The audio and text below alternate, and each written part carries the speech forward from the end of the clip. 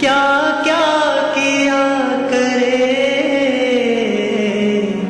اس زندگی میں اب کوئی، کیا کیا کیا کرے.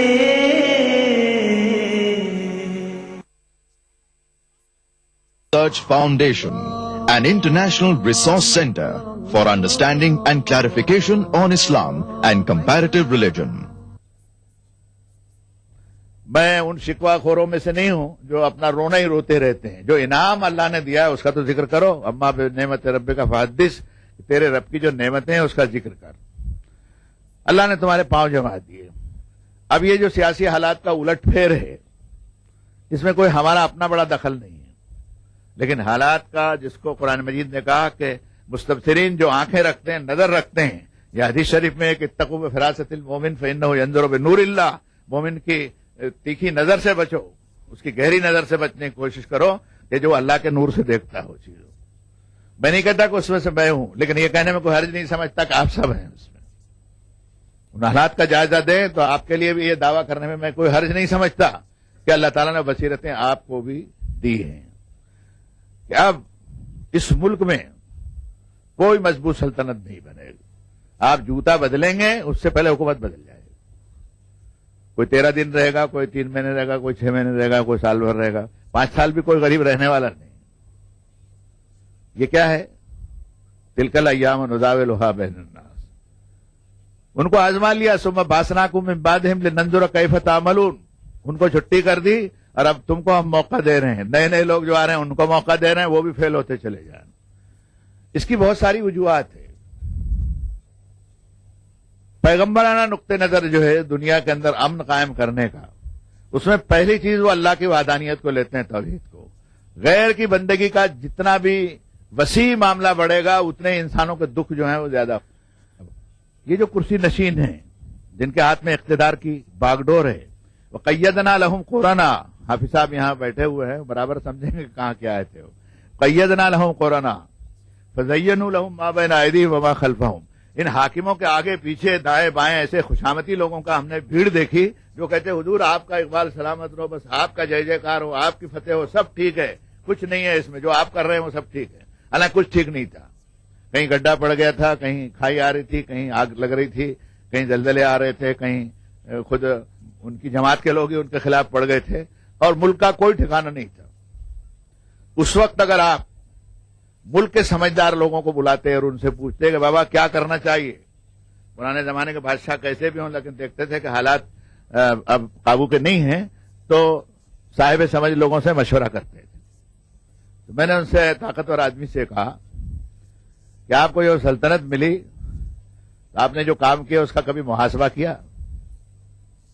ہم کو کہا گیا کہ حاسبوا قبل ان تحاسبوا، تمہارا حساب لیا جائے اس سے پہلے اپنا محاسبہ کرو. کہنے کا مولانا کیا بات؟ میں نے کہا ناگپور سے وردھا 48 میل تھا اور 48 پتھر لگے ہوئے تھے. وہ گاندھی جی مولانا آزاد اس زمانے میں آتے جاتے رہتے تھے، وہی مرکز تھا 47 کے زمانے میں. میرا بھی آنا جانا کئی مرتبہ ہوتا تھا. معلوم ہے گاڑی کے اوپر بیٹھے تو وردھا کتنا ہے؟ وہ 48 میل ہے. وہ 48 پتھر نکالے اور 80 پتھر کلومیٹر کے لگایا آپ نے. اب 80 کلومیٹر ہو.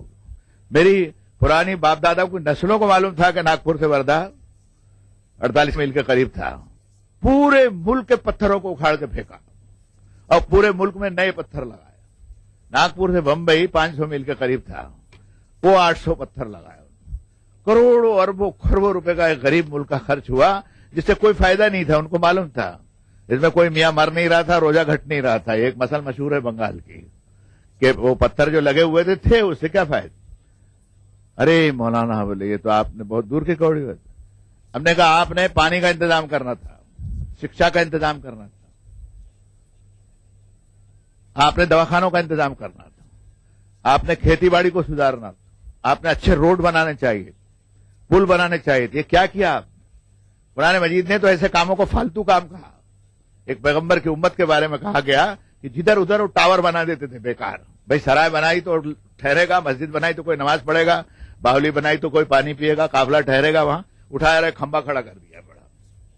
پیغمبر نے کیا کہا اس وقت؟ ان کے پیغمبر نے کہا کہ بھائیو یہ کیا کر رہے ہو؟ تبنون بکل رین آیتن تابسون، ایک بلند مقام جہاں دیکھتے ہو اور وہاں اپنا نشان کھمبا کھڑا کر دیتے ہو کہ ہم یہ ہیں ہم وہ ہیں، مر گئے دفن ہو گئے کوئی پوچھ بھی نہیں رہا۔ اچھا اس کھمبے کے اندر، اس ٹاور کے اندر، اس مینارے میں نہ کوئی رہ سکتا تھا، نہ اسکول لگ سکتی تھی، نہ کوئی عبادت ہو سکتی تھی، وہ دھراشاہی بھی ہو گیا، گر بھی گیا۔ یہ باتیں جس قرآن مجید میں ہو اس کے پڑھنے والے دنیا کے حالات سے بے خبر ہو سکتے ہیں؟ کیا کرنا چاہیے تھا؟ وہ ذرا تھوڑے سے بھیبھیت ہوئے، میں نے کہا نہیں، اس ملک میں ساکشرتا اکشر لکھانے کی بھی بات مسلمانوں نے جو کی اتنا آپ نہیں کر سکے۔ کہنے لگے مولانا کیا کہہ رہے ہیں؟ کہا میں صحیح کہہ رہا ہوں، آپ اس کا جائزہ لیجیے کہ الحمدللہ ہمارے اس وقت 7 لاکھ مدرسے ہیں ہندوستان، اس وقت اس دور میں جس کے شاکی ہیں، گاؤں گاؤں میں مدرسے، اور بچہ جو پڑھنے کے لیے جاتے ہیں اس کو الف بے تے سے سکھا دیتے ہیں، نماز بھی سیکھ جاتا ہے، وہ آنا کم بانا کم سے اپنا بڑھ کے قرآن مجید کو پڑھنا بھی سیکھ لیتا نہیں سیکھ لیتا، اور کم سے کم اس درجے کا ہو جاتا ہے کہ وہ اس کو تھوڑا سا پڑھنا آ گیا۔ اور یہ پوری سلطنت ساکشرتا کو کامیاب کرنے کے لیے خربوں روپیہ خرچ کرنے کے بعد میں بھی کامیاب نہیں ہے۔ وہ بہت ہی میرا پتہ لکھا، وہ آیتیں لکھی، میں نے اپنے سیکرٹری سے کہا کہ بھائی لکھ دو جب آیتیں بول ہی رہے۔ یہ بات میں نے اس لیے عرض کی کہ اب بھی کچھ بگڑا نہیں ہے۔ اس ملک میں اگر ہم قرآن کو کھول دیں اور پیغمبر کی سیرت کو عام کرنے کی کوشش کریں تو اللہ کے فضل سے اب بھی سادھن ہمارے پاس ہے، باغ ڈور ہے ہمارے پاس۔ اب میں اس طرف آتا ہوں کہ موجودہ دور میں ہم کیا کریں۔ 50 کام ہے۔ جب کوئی عمارت جل بھن کر کے راکھ ہو گئی، ملبے کا ڈھیر لگ گیا، جیسے سورۃ البقرہ میں ایک پیغمبر کا واقعہ ہے، او کلذی مر علی قریۃ وہی خاویۃ علی عروشہا۔ عربی آیت میں اس لیے پڑھتا ہوں کہ آپ کو کسی کو یہ احساس نہ ہو کہ کچھ تو بھی ٹھوک دیا اس نے۔ تم نے اس شخص کا حال دیکھا جو ایک بستی کے اوپر سے گزر ہوا، تو بستی جو عذاب الہی میں گھر کر کے تباہ ہو چکی تھی، سب ٹوٹ پھوٹ ہو چکا تھا۔ تورات کے بیان کے مطابق کہ حضرت سموئیل پیغمبر تھے، انہوں نے دیکھا کہ سارے مکانات دھراشاہی ہو گئے، کھیت کھلیان نیچے سے اوپر ہو گئے، اور ایک آدمی نہیں بچا۔ حضرت نے یہ عرض کیا کہ انا یحیی ھذہ اللہ بعد موتہا، کہ اللہ تعالیٰ آپ اس کو کیسے زندہ کریں؟ یعنی پیغمبر کو خود آشچर्य ہوا کہ یہ کیسے ہو سکتا ہے۔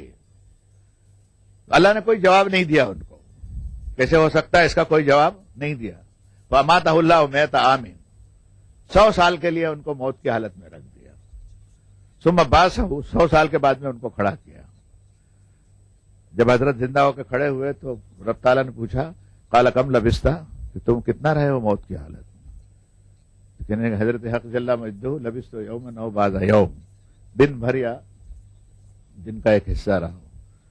رب نے فرمایا نہیں، قال بل لبثت 100 عام، 100 سال رہے ہو تم، 100 ایئر۔ منظور الی طعامک و شرابک لم یتسنہ، یہ قرآن آپ نماز میں پڑھتے ہیں، تیجے فاتحہ میں بھی پڑھتے ہیں، 40ویں میں بھی پڑھتے ہیں۔ میں کہتا ہوں اپنے 40ویں میں خود کیوں نہیں پڑھ لیں ہم اس کو، کس کے اندر کیا ہے دکھ جاوے، یہ معلوم تو ہوئے کیا ہے اس میں۔ تو فرمایا کہ کھانے پینے کی چیزوں کو دیکھو، 100 سال ہو گئے، سڑی گلی کچھ نہیں ہے، جیسی چھاگل میں پانی تھا ویسے ہی ہے، جیسے روٹی سالن تمہارے پاس گھر سے لے کے نکلے ہوں گے وہ ویسا کا ویسا ہی ہے۔ بندور ہمارے کا جس گدھے پر بیٹھ کے آئے تھے سواری میں، ذرا اس کو دیکھنا بھلا، وہ پنجر ہو گیا۔ گدھا 20-30-40 سال رہ سکتا ہے، اس کی تو بیچارے کی ہڈی پسلی چورا ہو گئی۔ اور یہ پانی اور کھانے کی چیزیں، اس زمانے میں ریفریجریٹر تو نہیں تھے، 1-2 دن بھی رہنا ان کا محال ہو، وہ 100 سال تک اس کو کچھ نہیں ہوا۔ پھر فرمایا بندور ہمارے کا بولے نجل کا آیت الناس، یہ گدھا جو لاش بھی اس کی سوکھ ساکھ کر کے بالکل راکھ جیسی بن گئی کہ کوئی ذرا سا ہاتھ لگاوے تو بھربھر ہونے لگے۔ فرمایا تو گدھے کی طرف دیکھ، میں کیسے زندہ کرتا ہوں، کیف ننشزھا، دیکھ میں کیسے اس کے اندر نشوز کی کیفیت پر وہ ہلنے لگا ہو دھیرے سے۔ ثم نکسوہا لحما، وہ ہڈیوں کا سانچہ جوڑ دیا، اور آپ سے آپ ایک چادر چمڑے کی اس پر چڑھ گئی، اور اٹھ کر کے کھڑا ہو گیا حضرت کے سامنے ڈھینچوں ڈھینچوں کر کے، اور سواری کے لیے تیار۔ 100 سال سے مرا پڑا تھا۔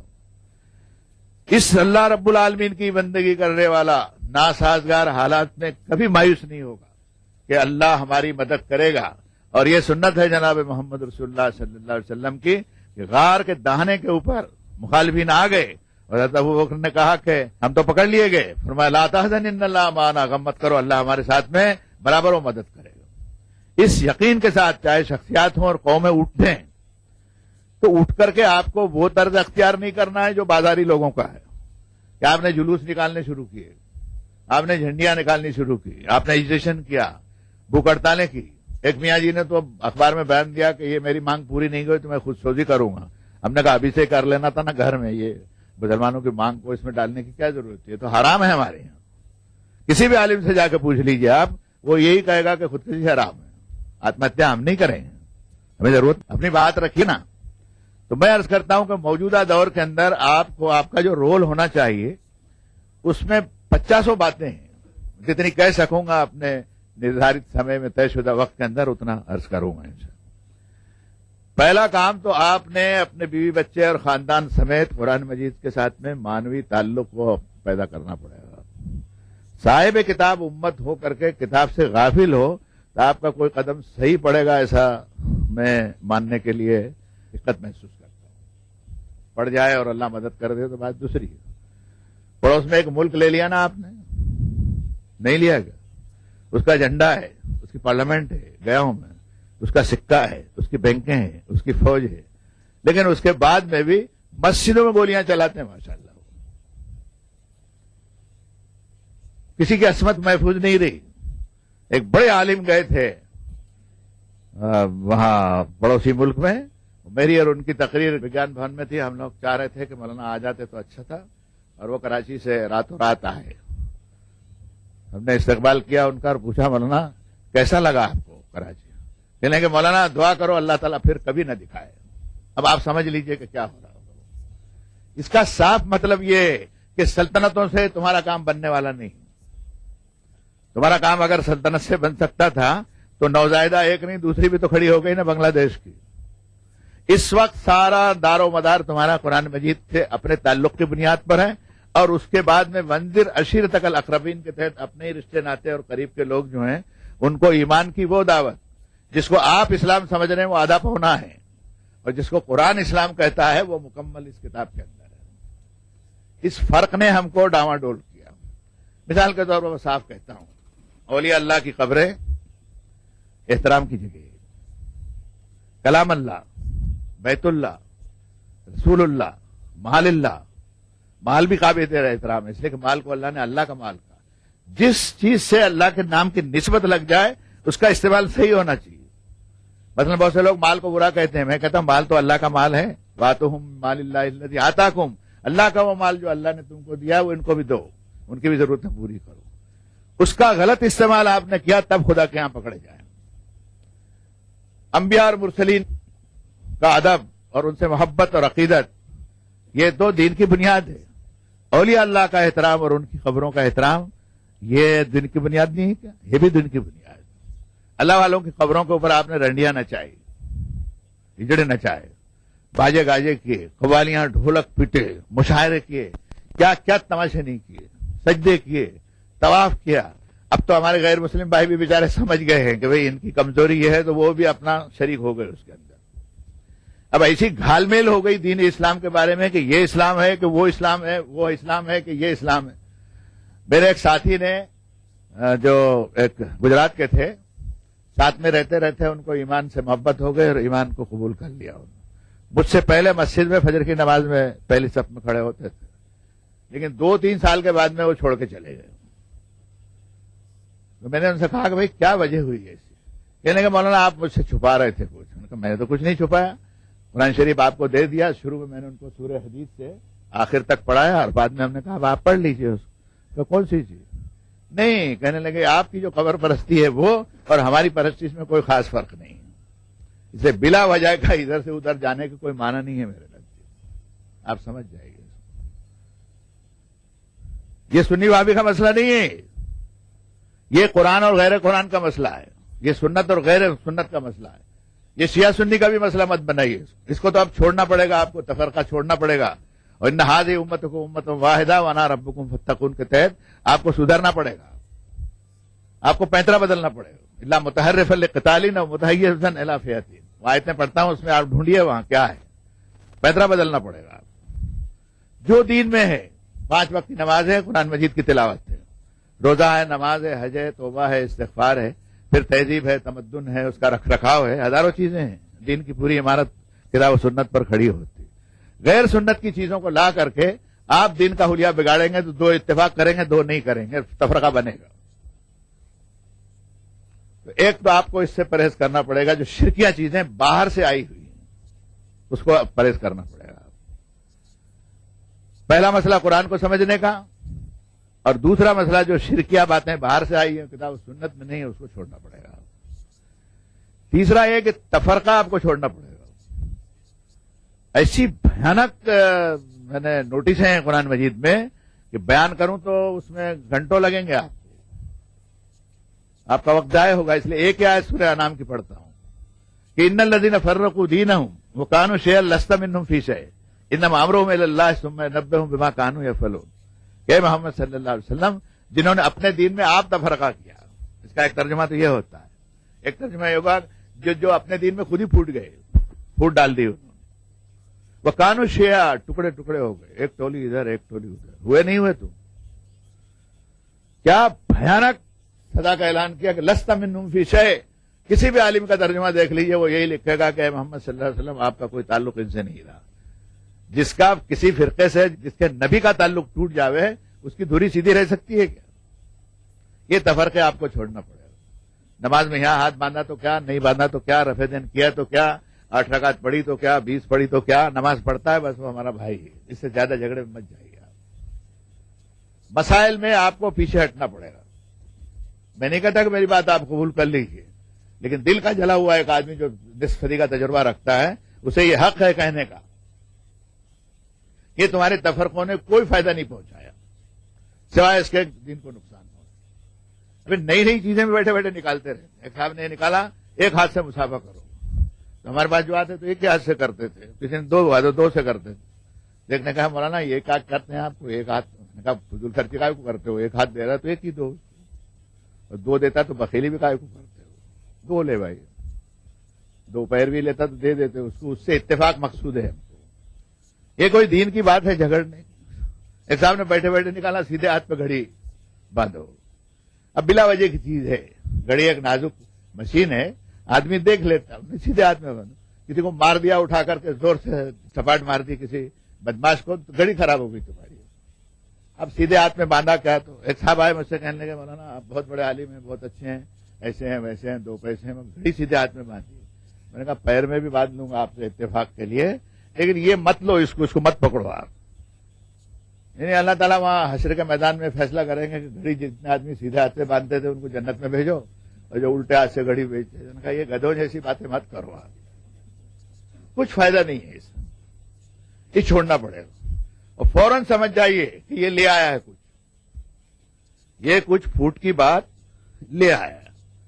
अभी परसों नरसों साहब आए, मसला पूछने लगे, कहने लगे मरियम नाम कैसा रखना है? मरियम नाम रखना बच्ची का तो बहुत अच्छा है, हज़रत मरियम सिद्दीका, ताहिरा, तैयबा, कानिता, राकिया, साजिदा, मुस्तफिया, इतने टाइटल हैं कुरान शरीफ में सिर्फ, और हदीस में है वो। और नहीं कहने किसी का मरियम नाम मत रखना, गुनाह है। अब मुझे बताइए मैं कहां पकड़ू उसको जाकर? अरे बैठे बैठे ही है ना, मतलब कुछ ऐसा करो जिससे मैं पिक्चर में आ जाऊं, दिखने लगे लोगों को कि मैंने नहीं। आपको ये बंद करना पड़ेगा। शादी ब्याह में जो आप कर रहे हैं उस पर भी आपको नजरसानी करनी पड़ेगी। इस उम्मत के रिकंस्ट्रक्शन के लिए और इस मुल्क में आपको नमूने की जिंदगी गुजारने के लिए मैंने किसी वाज का और तकरीर का सहारा आज नहीं लिया। ये तो समझिए कि खानदान के सब लोग बैठे हुए हैं और एक बूढ़ा मरने के करीब है जिसका वक्त हो गया और वो जाते जाते कुछ सुना जाता है, बस उतना ही समझिए। क्या मालूम कि आपसे मेरी मुलाकात आगे हो या ना हो। ये खादिम अर्ज करता है कि तफरके आपको छोड़ना पड़ेगा। ये उसकी मस्जिद है, वो उसकी मस्जिद है, नहीं। अन्नल मसाजिद लिल्लाह फला तदउ मा अल्लाह अहदा, मस्जिदें सब अल्लाह की है।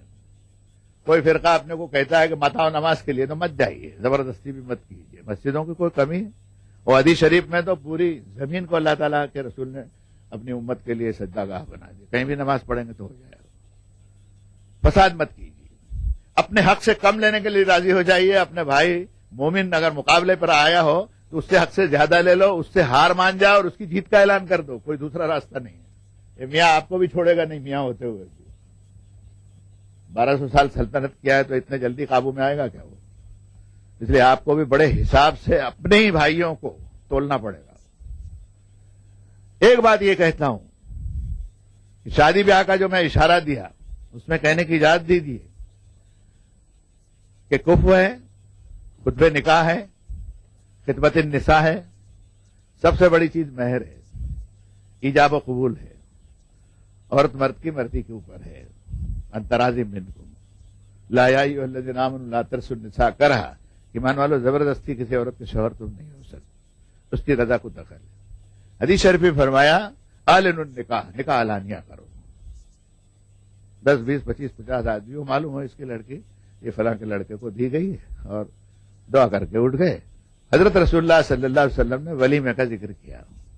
ولیمہ دوستانہ کھانے کو کہتے ہیں, چاہے تھوڑی سی کھجوری کیوں نہیں کھلا دی, وہ ہو گئی شادی. 10-25 روپے میں بھی ہوتی ہے, 2 کروڑ روپیہ بھی چاہیے اس کو. اب آپ اس شادی کو جو سنت ہے, نکاح من سنتی, اس کو اس لیول پہ لے آئیں گے ایسی مجھے امید نہیں ہے. لیکن میں کہتا ہوں کہ کم سے کم سنت کے قریب لانے کی تو اس کو کوشش کرو. آپ کس دنیا میں رہتے ہیں حضرت؟ 5 جوان لڑکیاں گھر میں بیٹھی ہوئی ہیں. کہاں سے لائے گا جوڑے جلوے اور اسکوٹر اور یہ سب تمہارے دھگانے, کہاں سے لائے گا وہ؟ کیا بات بنے گی اس امت کی؟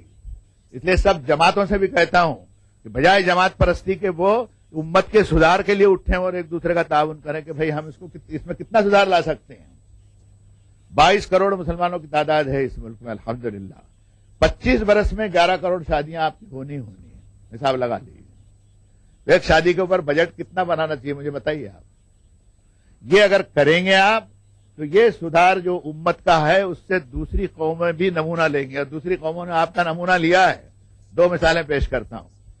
اس ملک میں دوسرے یونٹ کے لوگوں کا مرنے پہ جو جنازہ نکلتا تھا تو 4 ہی آدمی اٹھاتے تھے, 5واں ہاتھ نہیں لگاتا.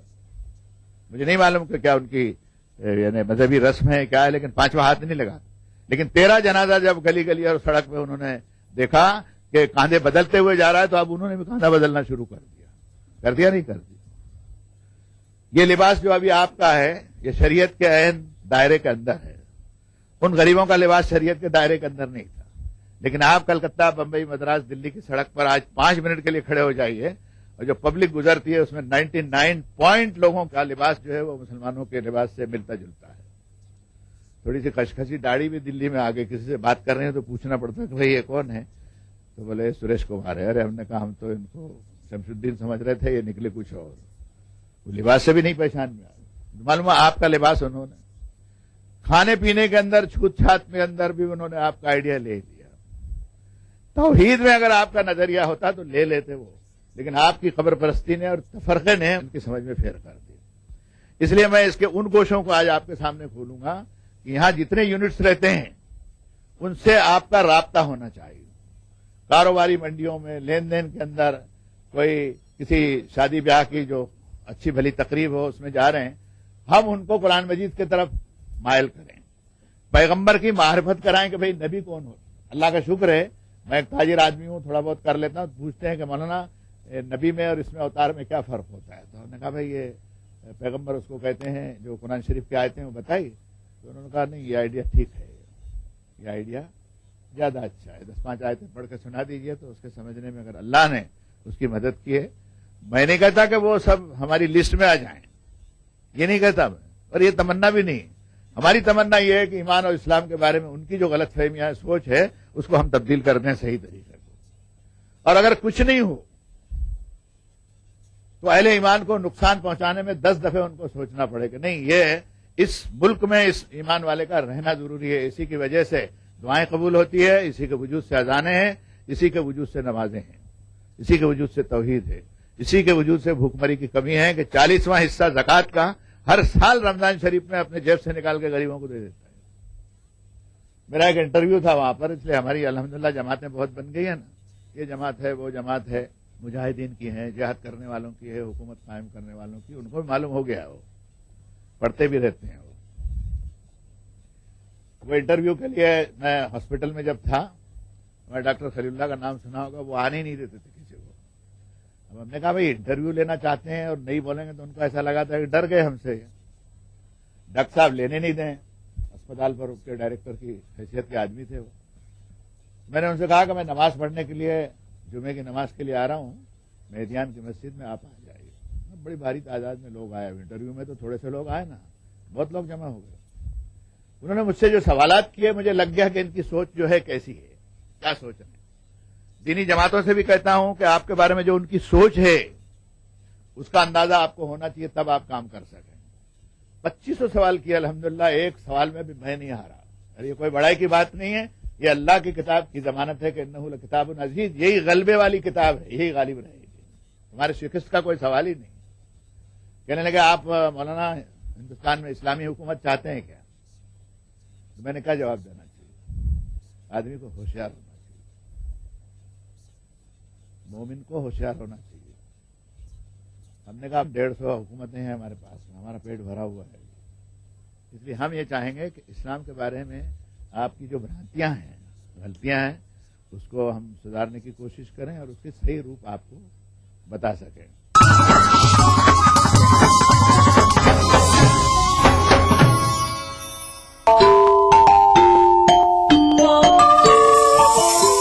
इस्लाम फॉर किड्स यानी इस्लाम बच्चों के लिए, इस प्रोग्राम में कुरान और हदीस के किस्से और वाक़यात, हज़रत मोहम्मद सल्लल्लाहु अलैहि वसल्लम और सहाबा की ज़िंदगी के हालात और इस्लामी तालीमात के अहम वाक़यात पेश किए जाएंगे। इसमें हमारे लिए सबक है, गाइडेंस है और रहनुमाई का सामान है। इसी के साथ साथ इस्लामी तालीमात की वो बातें भी हम आपके सामने रखेंगे जिसमें मॉरल वैल्यूज सिखाई गई हैं, ताकि हम अपने अंदर आला कैरेक्टर, आला अखलाक पैदा कर सकें और दुनिया और आखिरत में कामयाबी हासिल कर सकें। इस्लाम फॉर किड्स हर इतवार सुबह 9 बजे सिर्फ ईटीवी उर्दू पर। ईटीवी उर्दू पर अगला प्रोग्राम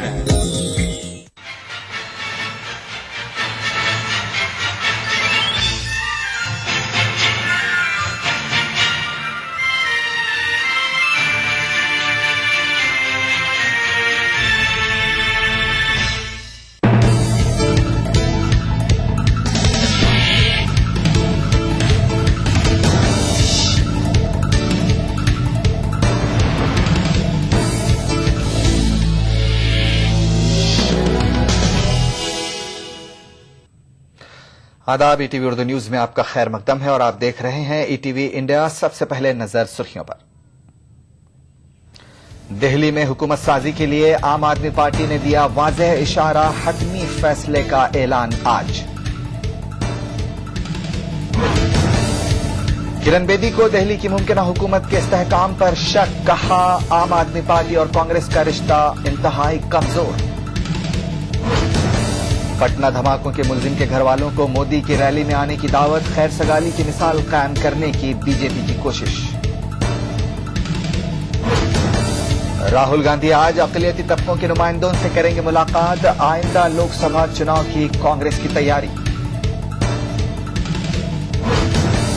और जोहान्सबर्ग टेस्ट ड्रॉ, जीत के करीब पहुंचकर चूका जनूबी अफ्रीका, टीम इंडिया मैच बचाने में कामयाब।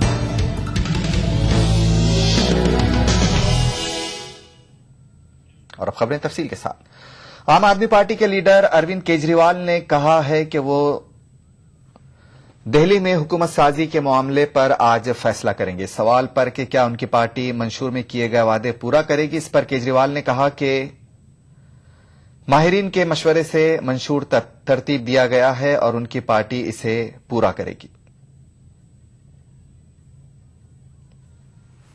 दिल्ली में हुकूमत साजी के सिलसिले में जारी तातुल खत्म होता दिखाई दे रहा है। आम आदमी पार्टी ने ये इशारे दे दिए हैं कि वो दिल्ली में हुकूमत तश्कील देगी। आम आदमी पार्टी गुज़िश्ता एक हफ्ते से अवामी राय हासिल करने में जुटी थी।